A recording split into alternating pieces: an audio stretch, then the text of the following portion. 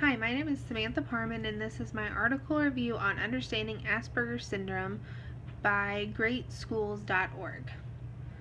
So, the summary of the article: Asperger syndrome is a neurological disorder categorized under the umbrella of the autistic spectrum, and Asperger's is commonly referred to as AS.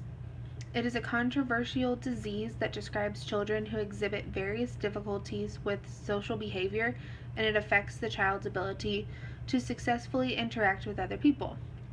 So, our children with AS have normal or above normal intelligences, but when they start school, they often have a difficult time functioning in social activities in the classroom. The majority of AS children are diagnosed between the ages of 5 and 11 years old. Things to look for in a child that might have AS are repeated language, not using nonverbal behaviors, talk only about themselves in conversation, have dyslexia, think literally instead of abstractly, are clumsy or have a lack of motor skills, and are terrible at social behaviors. It is thought that 1 in 166 individuals are diagnosed with autism or somewhere on the spectrum. The article discusses the ongoing debate as to whether Asperger's syndrome is a form of high-functioning autism or a unique disorder altogether, which Dr. Tony Atwood states in the article that he believes that autism and AS are a lot more closely related than we ever thought. Others do not feel the same way as Dr. Atwood. Others believe that high-functioning is a term used only for severe cases of autism and should not be used for AS. There are specific causes for AS, but they haven't really been discovered or researched enough, but different people believe different things. So it is proven that it is genetic. Therefore, if someone else in the family has it, then there's a greater risk for somebody, like a child, to have it in the family. In many cases, if a sibling hasn't, then the other siblings will as well, or will exhibit parts of AS or parts of autism.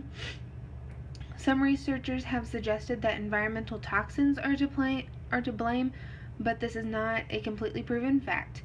Other researchers believe that it is a combination of genetics and environmental toxins, but none of these are completely proven. School can cause many different forms of problems for students with AS. These students are known as the weird and odd kids in the classroom. Children with AS want to have friends, but they have a difficult time making friends because they do not know how to make friends or the social cues. These students can be taught how to make friends and how to interact with others if you take the time to teach them. And then there are treatments for AS, but they are not always used. It depends on the severity of the case and the child's family.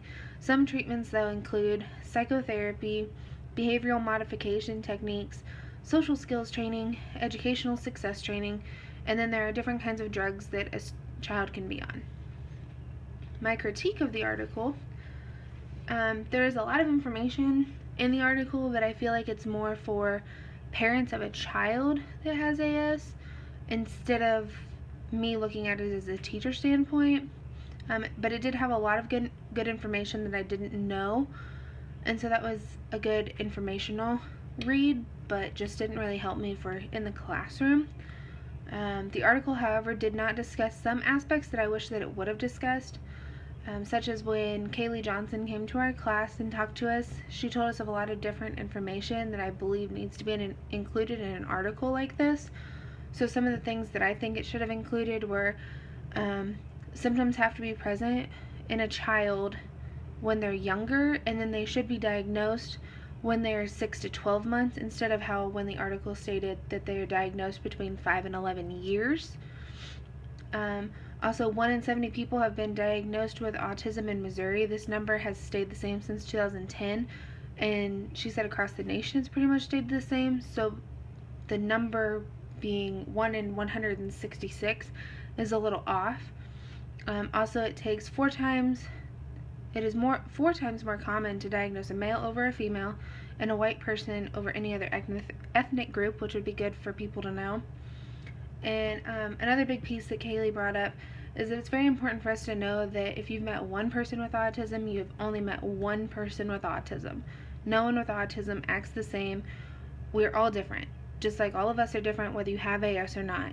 Everybody is different. So if you know one person with AS, you only know one person with AS.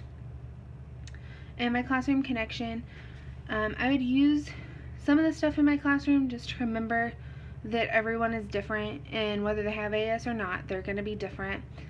And I would use this information to help me understand what it's like for a student with autism or AS. Also, Kaylee gave us some reinforcement and punishments to help in the classroom, so that would be good to use when you have a student like that and you need something to help them with. They also use a lot of visual strategies in the classroom instead of just being auditory. You need to use visual. And then as a teacher, I would do whatever it takes to help my students to be the best that they can be in a classroom. I don't want my students to fail or to barely be getting by, and I don't want my students not to have friends. So you have to help your AS students with that so that they can gain friends and be social. So that is my article review of Understanding Asperger Syndrome from thegreatschools.org and from Kaylee Johnson.